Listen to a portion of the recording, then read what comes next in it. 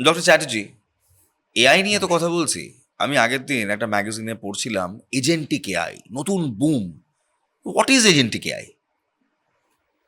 দেখুন, এআই তো এক্সিস্ট করে, কিন্তু মানুষ, আপনি অ্যাজ এ হিউম্যান বিং চিন্তা করুন, আপনি কিন্তু এআই এর সাথে ইন্টারাক্ট করে যতটা কনফিডেন্স পান, আপনি লোকের সাথে ইন্টারাক্ট বেশি করতে চান। হিউম্যান ঠিক বিং হিসেবে হিউম্যান বিং এর সাথে ইন্টারাক্ট করতে ঠিক চান। আমি আপনাকে একটা এক্সাম্পল বলবো, ছোট্ট এক্সাম্পল এটা বোঝানোর জন্য। যখন কোনো ফোন করেন, সেটা যদি বলে 2 টিপুন, এবারে 4 টিপুন, এবারে 6 টিপুন, আপনি বারবার চেষ্টা করেন কোন অপশনটা আপনাকে একজন হিউম্যানের কাছে নিয়ে চলে যাবে, যাতে আপনি তার সাথে কথা বলতে ঠিক পারেন।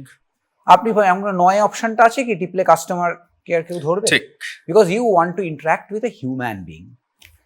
যে কারণে এজেন্টের এক্সিস্টেন্সটা পৃথিবীতে কিন্তু রিপ্লেসড হয়নি। হুম ধরুন ফর এক্সাম্পল, আপনি ট্রাভেল বুক করবেন, ঠিক আছে?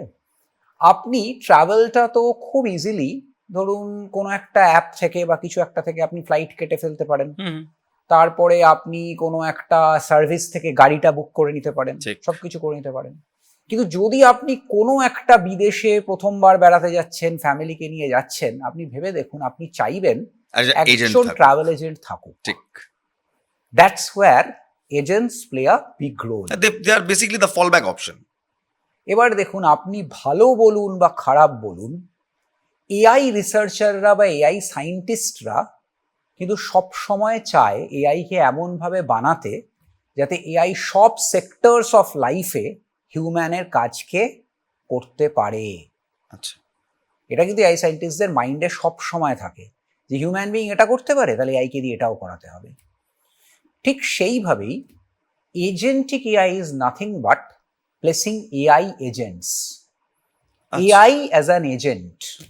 আপনি এআই কে বললেন যে আমি সিঙ্গাপুর বেড়াতে যাব আমার ফ্যামিলিকে নিয়ে।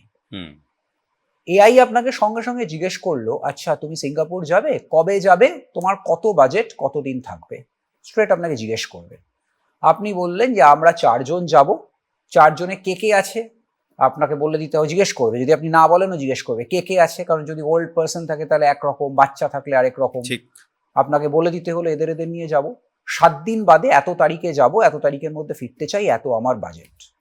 এবারে এআই পুরো ওয়েবসাইট থেকে খুঁজে বার করলো যে এই বাজেটের মধ্যে কি কি অপশন হতে পারে, কোনটা কোনটা টিকমার্ক মারলে হতে পারে।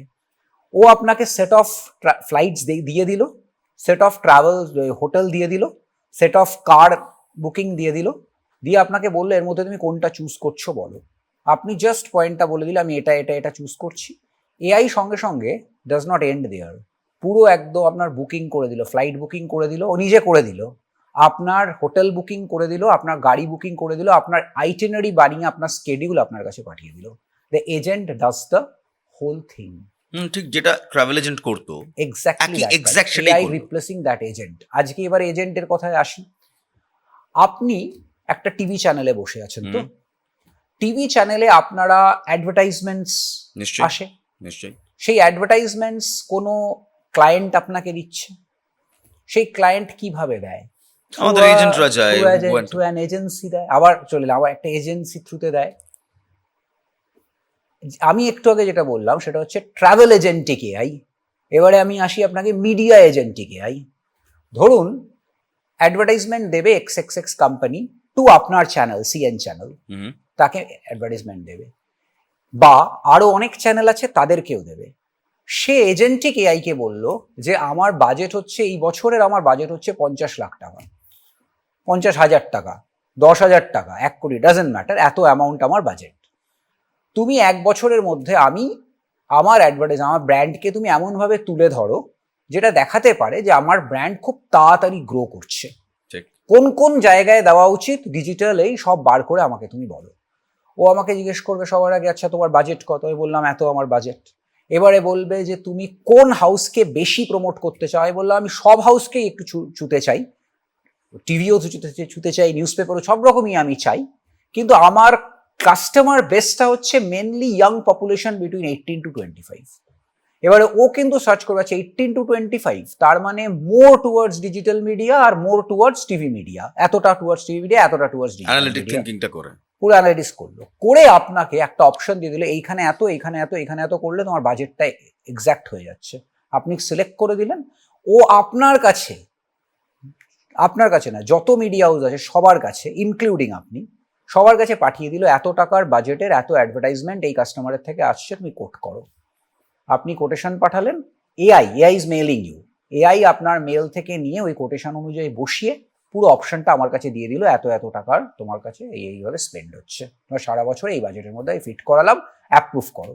ইফ আই অ্যাপ্রুভ, বাকিটা অটোমেটেড চলতে থাকবে, আমার সাথে আপনার আর কোনো সম্পর্ক নেই, স্ট্রেট আপনার সাথে আমার সম্পর্ক হচ্ছে ডেট ফিক্সিংটা ওই করাবে, যা এজেন্সি করে এক্স্যাক্টলি সেই জিনিস। একটা এজেন্সির যেটা কাজ কিংবা একজন এজেন্টের যেটা কাজ পুরোটাই একটা এজেন্টিক এআই অ্যাপ বলুন, বট বলুন, হোয়াট এভার সে করে ফেলছে।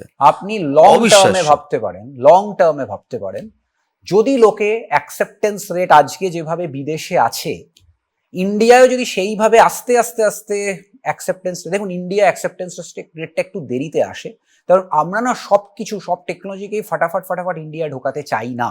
তার কারণ হচ্ছে ইন্ডিয়ায় ম্যান পাওয়ারের প্রবলেম নেই, আমাদের উল্টো problem, man power is more than the number of jobs. সেই জন্য আমরা কিন্তু ফাটাফাট সব টেকনোলজিকে ঢোকাতে চাই না। কিন্তু যদি সেই জায়গায় আস্তে আস্তে যায় যেখানে jobs are being created because of this, কারণ অনেক লোককে এইগুলো তো বানাতেও হবে, সেই জন্য তখন কিন্তু আপনি দেখবেন এজেন্সি বিজনেসের এক্সিস্ট করা উইল বি আ চ্যালেঞ্জ। বেশ, আমরা নিশ্চয়ই এটা নিয়ে পরবর্তীতে কথা বলবো। আপাতত অসংখ্য ধন্যবাদ বিষয়ে। Thank you.